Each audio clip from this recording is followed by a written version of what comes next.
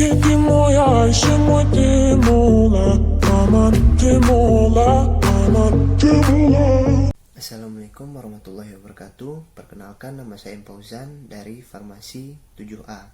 Baiklah, pada video kali ini saya akan menjawab pertanyaan dari mata kuliah Sistem Pengantar Obat. Soal yang pertama yaitu jelaskan perbedaan sistem pemberian obat menurut keadaan fisiknya. Sistem pemberian obat menurut keadaan fisiknya terbagi menjadi 4. Yang pertama gas, contohnya anestesi. Yang kedua cair, contohnya larutan, emulsi, serta suspensi. Yang ketiga setengah padat, contohnya krim, salep, gel, dan pasta. Dan yang keempat bentuk padat, contohnya bubuk, butiran, tablet, dan kapsul. Soal yang kedua, jelaskan perbedaan sistem pengiriman obat sesuai dengan rute pemberiannya. Sistem pengiriman obat sesuai dengan rute pemberiannya terbagi menjadi 5. Yang pertama, rute oral. Rute ini merupakan rute yang paling nyaman untuk pemberian obat.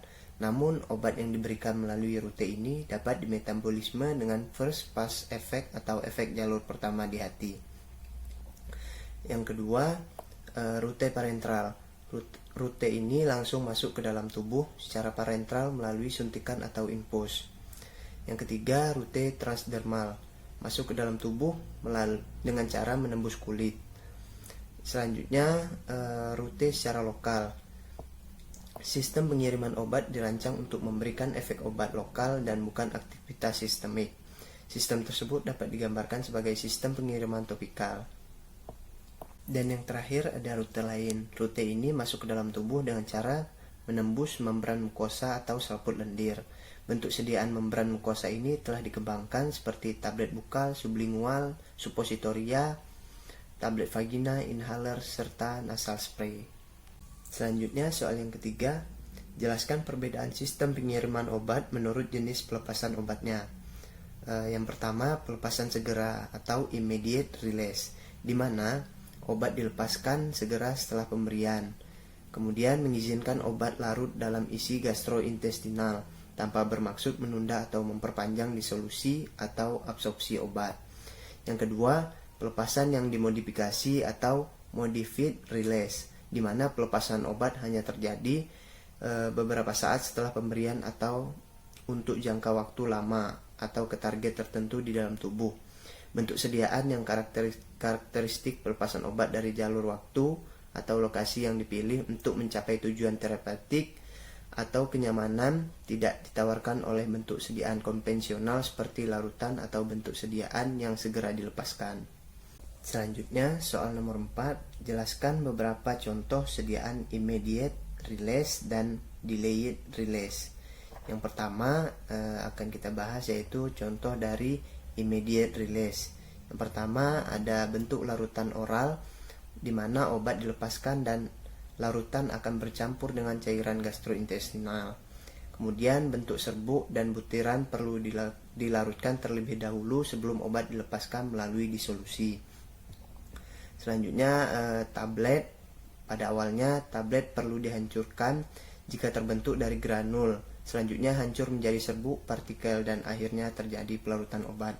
Dan yang keempat yaitu dalam bentuk kapsul, melepaskan kandungan obatnya perlu untuk bahan cangkang kapsul, misalnya gelatin atau hidroksi propil metil selulosa atau HPMC, pertama hancur. Selanjutnya contoh sediaan delayed release. Yang pertama ada repeat action tablet, kemudian kapsul, serta tablet salut enterik.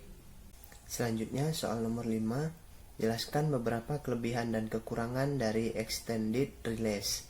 Keuntungannya yang akan kita bahas pertama yaitu meningkatkan kepatuhan dan kenyamanan pasien.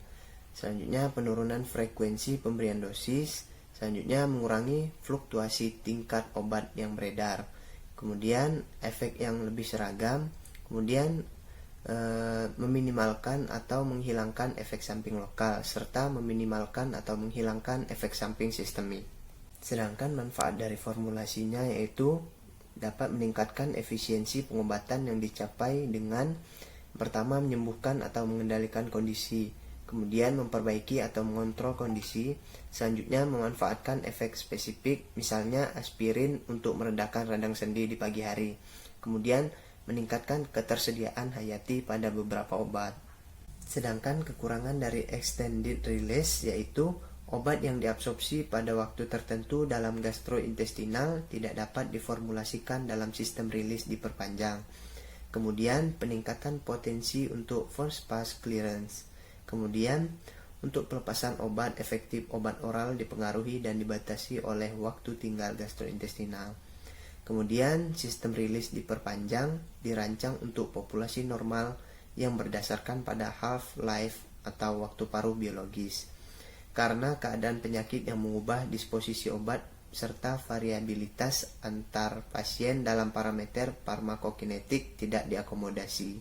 Hanya itu yang dapat saya sampaikan, lebih dan kurang saya mohon maaf. Saya akhiri, wabillahi taufik wal hidayah. Wassalamualaikum warahmatullahi wabarakatuh.